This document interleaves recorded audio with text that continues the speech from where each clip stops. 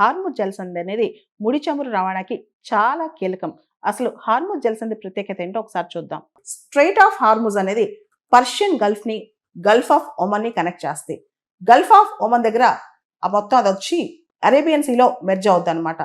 దాదాపు ఇక్కడ నుంచి ఆయిల్ అండ్ న్యాచురల్ గ్యాస్ అనేది పెద్ద ఎత్తులో ఈ స్ట్రెయిట్ ఆఫ్ హార్ముజ్ నుంచి చాలా పెద్ద ఎత్తులో చమురు సరఫరా అవుతూ ఉంటుంది అనమాట. అది మేజర్ షిప్పింగ్ రూట్ అని చెప్పుకోవచ్చు. స్ట్రెయిట్ ఆఫ్ హార్ముజ్ అనేది చాలా పెద్ద షిప్పింగ్ రూట్ అని చెప్పుకోవచ్చు అనమాట. ప్రపంచంలోనే 20% ఆయిల్, 20% న్యాచురల్ గ్యాస్ అనేది ఈ రూట్లో ఈ స్ట్రెయిట్ ఆఫ్ హార్ముజ్ ద్వారా షిప్పింగ్ అవుతుంది అనమాట. గత సంవత్సరం ప్రతిరోజు 20 మిలియన్ బ్యారెల్స్ పర్ డే అక్కడి నుంచి ట్రాన్స్పోర్ట్ అయిందంట స్ట్రెయిట్ ఆఫ్ హార్ముజ్ నుంచి. ముఖ్యంగా మనకు తెలుసు ఆయిల్ ప్రొడ్యూసింగ్ కంట్రీస్ ఓపెక్ దేశాలు Saudi Arabia, Iran, UAE, Kuwait, Iraq ఇవన్నీ కూడా ఇక్కడి నుంచే వాటి షిప్పింగ్ రూట్స్ ద్వారా ఆయిల్ని సప్లై చేస్తాయి అన్నమాట.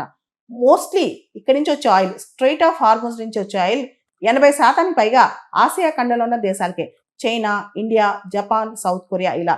అంటే స్ట్రెయిట్ ఆఫ్ హార్ముజ్ ద్వారా సప్లై అయ్యే అంటే ఆ రూట్లో వచ్చే ఆయిల్ మొత్తం China, Japan, India, South Korea ఈ దేశాలే. ఈ రూట్ ద్వారా వచ్చే ఆయిల్ని ఎక్కువ కొనుక్కునే దేశాలు ఈ దేశాలే అన్నమాట.